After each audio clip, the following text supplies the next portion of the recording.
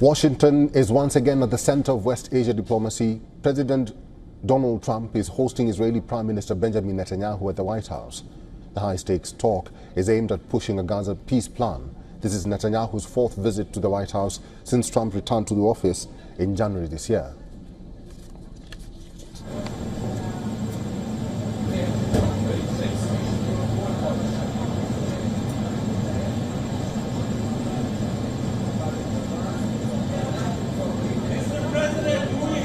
President Trump, are you confident, sir, there'll be peace in Gaza anytime soon? And the 21-point plan, is everyone on board?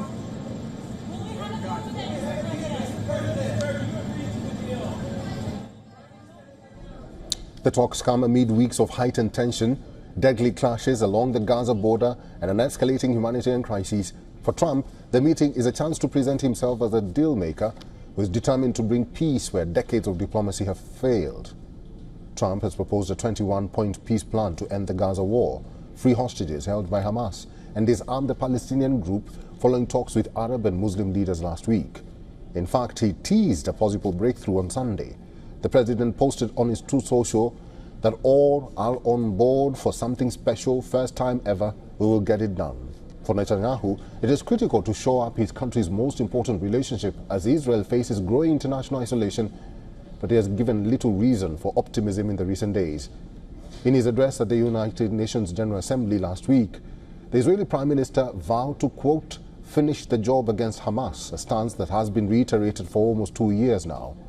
Moreover, he promised to block a Palestinian state that key Western nations recently recognized. Netanyahu also appears to be reluctant to halt a military offensive in Gaza, where over 66,000 people have been killed since October 7th, 2023. The war will mark 2 years next week, the longest in Israel's history. Trump has shown signs of frustration. The US president is eager to translate his campaign promise, the ultimate deal for peace in West Asia, into action. Palestinians remain skeptical in view of Washington's historical tilt towards Israel. We are tired, truly. We are really tired of this life. It's a shame. It's enough. Other people's children are comfortable and they just watch us. What is the fault of this child? No reading, no writing, no clothes, no food, no drink like other people. Our children are all destroyed. Our youth are all destroyed.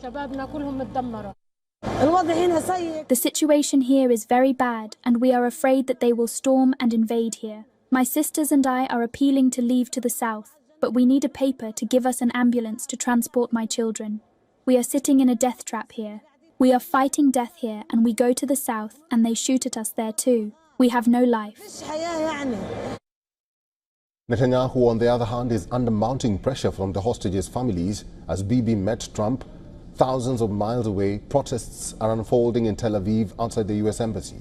Earlier, a large art installation was seen on a beach in Tel Aviv.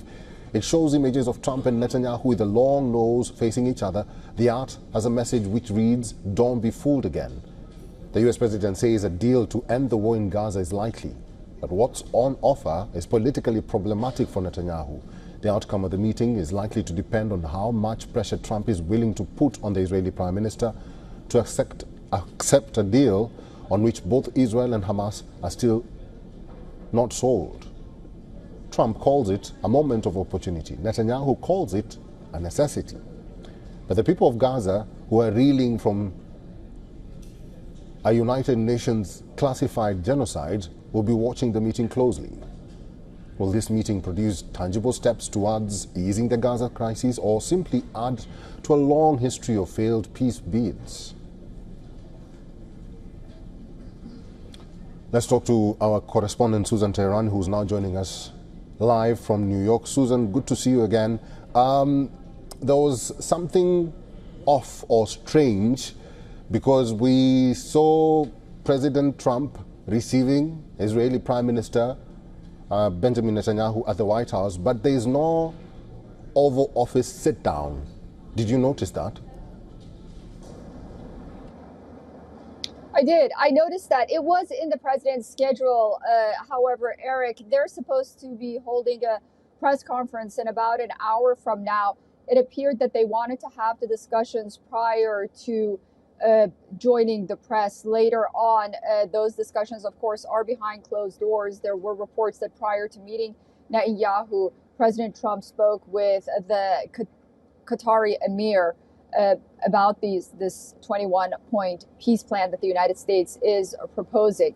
Of course, this comes amid mounting skepticism, as you mentioned, but also because we've seen this movie before where the United States and Israel are on the same page. They present something to Hamas and Hamas doesn't agree with it and things fall apart. So they're one side of this negotiation as well. And then, of course, that part of the peace plan that has been made public, and we know it's acronymed GITA, the Globalized International Transition Authority. What countries are going to be part of that if this deal goes through?